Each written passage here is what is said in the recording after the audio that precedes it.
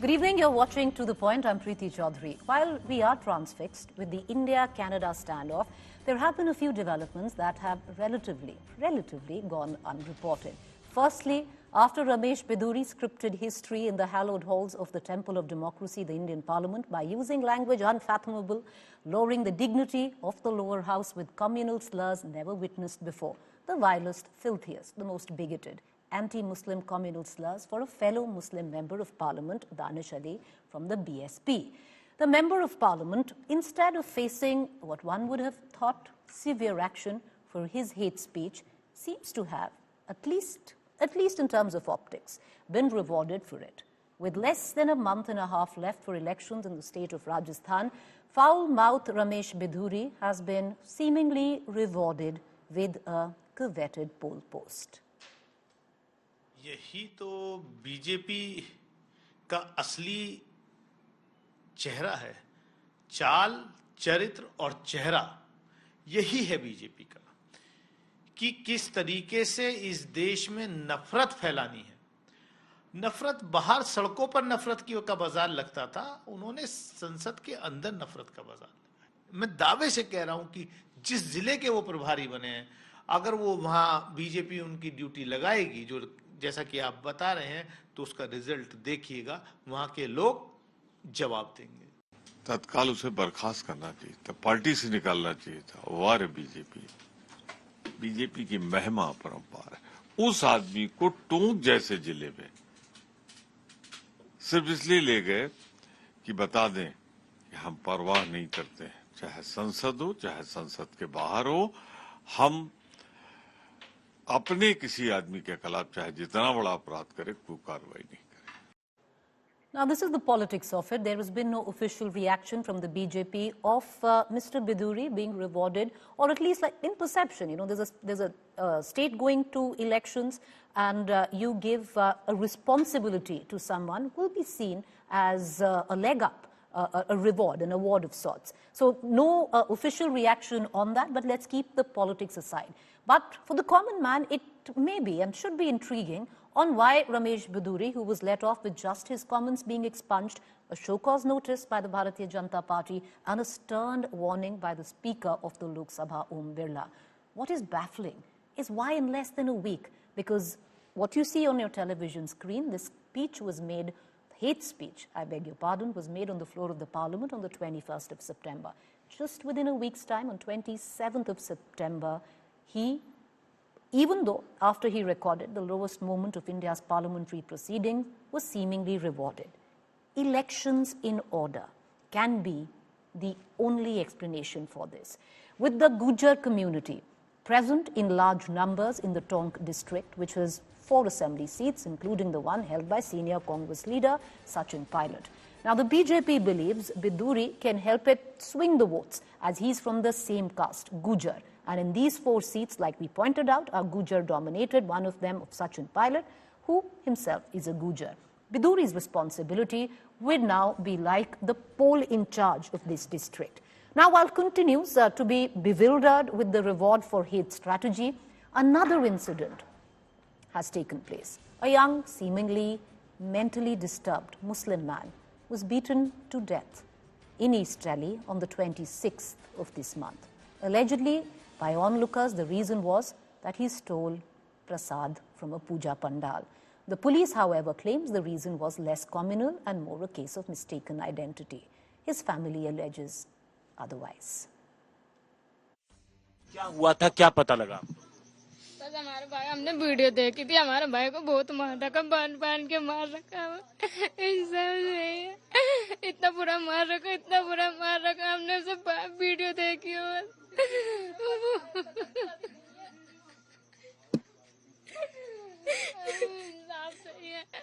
क्यों मारा? पता नहीं क्यों मारा था, हमने बस वीडियो देखी है सर, और कुछ नहीं थी। A man killed allegedly for being Muslim because he took Prasad from a pandal without permission. The other, a parliamentarian using the filthiest, vilest, bigoted language, and within a week of it, seemingly rewarded. The question that we ask on To The Point viewers this evening is, are we, as a country, normalizing and rewarding hate? Let's cut across to our panelists this evening. Joining me is Tehseen Poonawala, political analyst, Professor Sangeet Ragi, political analyst, also with us. Professor Ragi, allow me to begin with you. One would have thought that there would be severe, sharp criticism that would have come at the back of what Mr. Bidhuri had said. It's language that we really cannot use in studios, and I hope never to use language such as that in studios. But that happened on the 21st of September. Today we stand on the 28th, and yesterday we already know that Mr. Bidhuri has seemingly, at least optics would suggest, rewarded with a poll post. First of all, Bidhuri comment was not accepted by the BJP, and it was criticized by all sections of the society.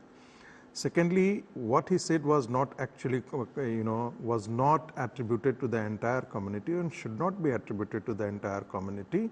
He was responding to the provocation that was made by Mr. Danish Ali. And therefore, it can be treated as a person who is responding to an individual, to another individual at the height of the provocation created by someone. So, to say that it was, it was a communal comment, I little bit disagree. Yes, the tone and the tenor was very bad. It should not happen. It disgraced the parliament, and I think that accordingly the speaker has warned him. But I think that does it give the, the Congress party or any other opposition party to make a filthy remark against the BJP?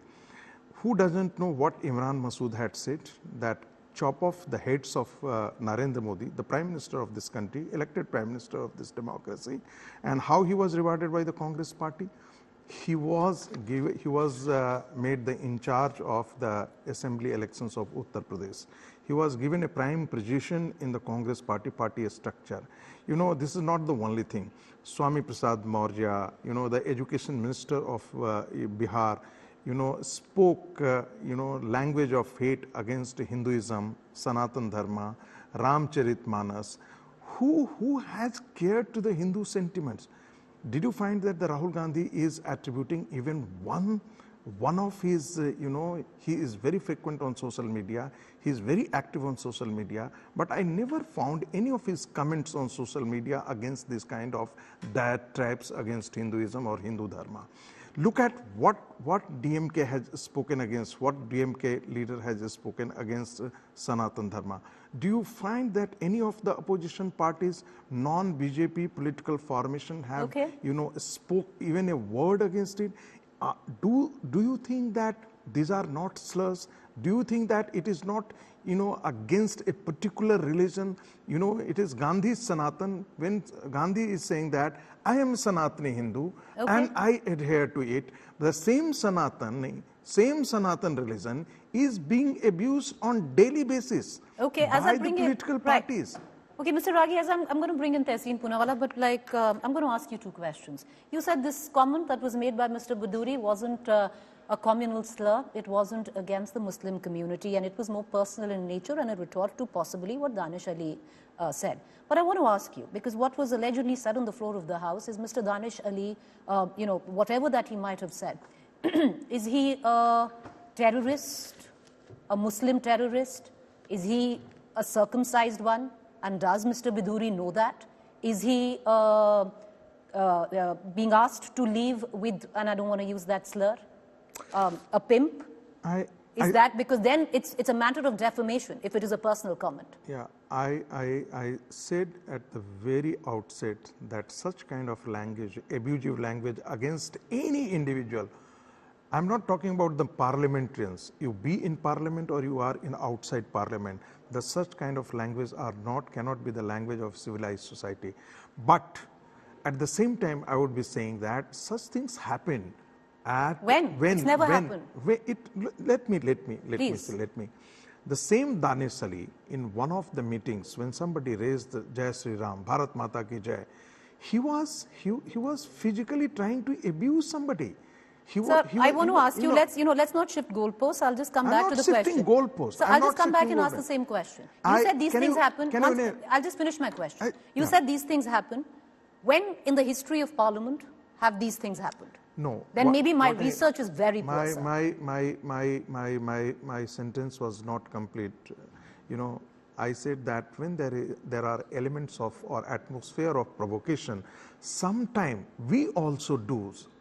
I'm talking about individual. I'm not talking about you, me, or somebody else. I'm just saying that at the height of provocation, sometimes anybody can commit such kind of things.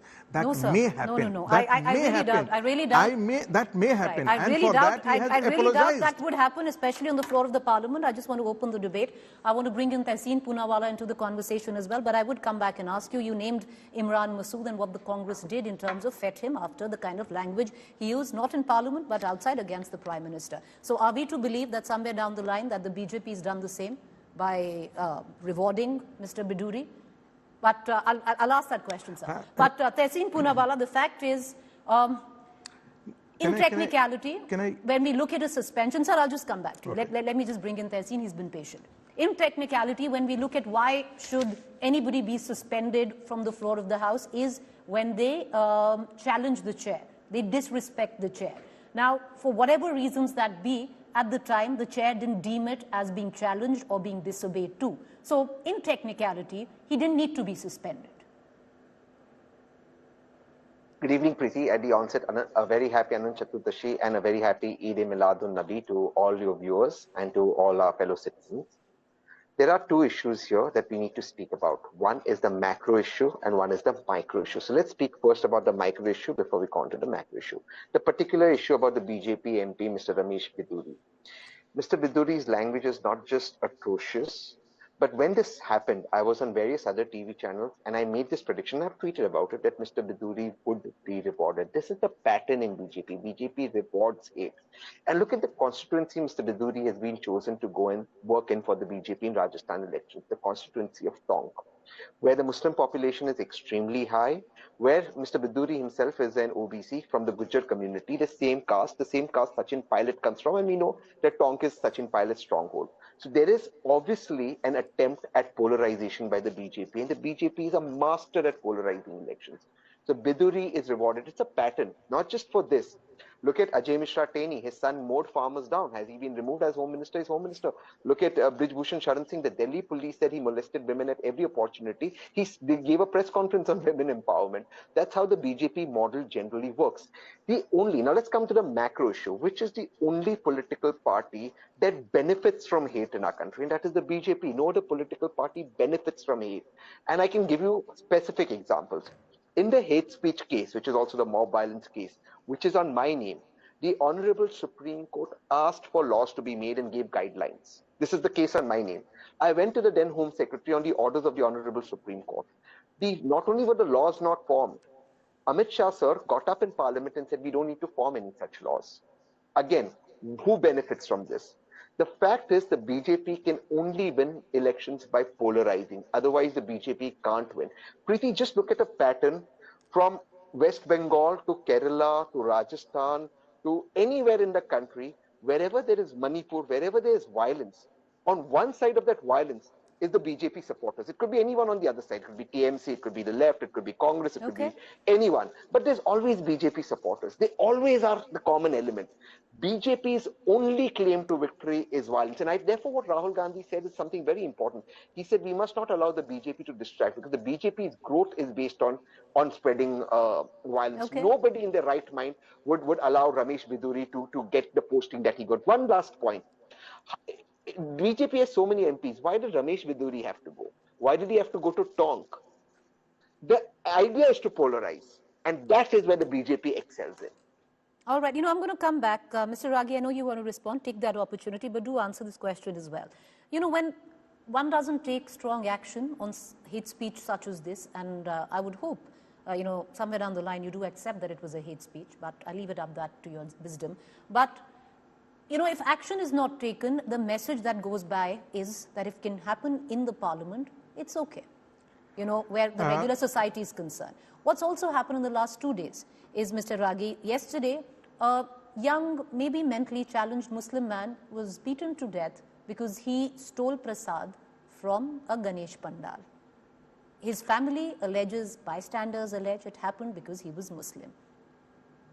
It is the impression that because he was a Muslim, and therefore it has been done. Since it has happened to a Muslim, this kind of interpretation is coming.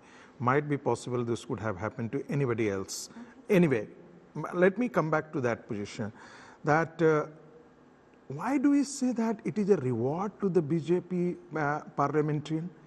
The BJP has issued a so-called notice to Mr. Bidhui. In meantime, he is a legitimate party member. He is a parliamentarian, and the party has assigned a work. Why it should be treated as it is a reward? And second thing, I think that BJP set an example before the Indian politics by taking action against Nupun Sharma, right? How many political parties have taken action like the BJP has taken against its own spokesperson on an issue which they spoke on a television channel? Do you think that using slur against a particular religion is abusive, and it should be particularly the Sanatan Dharma should go go unpunished? Should the political parties not take action? When the Nupur Sharma, when the BJP is setting an example, why Samajwadi Party is not taking action against her? Why Rahul Gandhi is not speaking even a word against DMK or against Swami Prasad Maurya or against Lalu Prasad Yadav Party? This is an important question. Why it should be one-way traffic? Can we reverse that question, Mr. Ragi? Why is it that Amit Shah, the Prime Minister, hasn't said a word of someone using the floor of the Parliament to use that kind of language that he does? That question can be reversed. I think that leader at that point of time, Rajnath Ji, responded to this. But, you know, the fact he apologized. The fact is ultimately there is no in particular. I would hope every religion, and I think you would also hope, be respected with equal warmth. But I want to cut across. Tehseen, you wanted to answer? Please go ahead. Yeah. Preeti, you will remember during the 2019 elections, the Honorable Prime Minister himself spoke to both India Today and your sister channel Aaj Tak about Pragya Thakurji, who still now faces terror charges. She's a terror accused even now. And the Honorable Prime Minister said, and I quote him verbatim, "Main inhe hriday se maaf nahi karunga." Amit Shah ji then in a press conference which India Today had attended and Aaj Tak said that within 10 days action would be taken. A show cause notice was given to Pragya Thakurji. She continues to make hate speeches. She continues to call Godse a patriot. No action has been taken. This is a pattern of the BJP. In fact, what Mr. Ragi says about the BJP, ex-BJP spokesperson, that's something I'm against. You threw her under the bus because it was foreign countries that objected. Okay. You did not stand up and you throw her on the bus when countries like Afghanistan objected. The fact of the matter is that the BJP uses hate to sow divisions in Indian society because that's the only way it can win. Just answer one question, and I think questions should be asked of Rahul Gandhi. The day Rahul Gandhi is Prime Minister, I promise you, Sangeet ji, Preeti Chaudhary here will be asking Rahul Gandhi very tough questions. She still asks the Congress. But let's ask one question for you, sir. Why isn't my judgment by the Honorable Supreme Court adhered to? Why is respected Home Minister saying we don't need laws? Does the Home Minister know more about laws than the Supreme Court? Why isn't it? Because the BJP benefits from it, sir. All right. You know, we can, you have 10 seconds, Preeti, sir, please. Preeti, Tehseen is making a premise that the BJP should not respond to the communal hatredness used by the Congress party. Is Sartan se juda, talking about Sartan se juda, is not a communal slogan?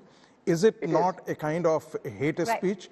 And if the BJP is responding to it, you are raising the question, if you are indulging in the communal politics, ARC Visap is writing later specifically for a particular religion to vote for a particular political party. Is it not communal? And if the BJP is responding to that, then it becomes communal. I need to close the show, Tehseen. 10 seconds. Yes, I know you said that. 5 seconds. Sir, Tanse Juda is communal. Therefore, we are saying make a law and arrest them. All right, with that, I've reached the end of this debate because ultimately, let's just hope we keep the politics out of it, but we haven't. Because if we had, then the likes of Mr. Bidhuri today wouldn't be polled in charge of Tonk district in Rajasthan. We leave it for our viewers to decide on what side of this divide that they want to stand on, and let's hope it's not communal.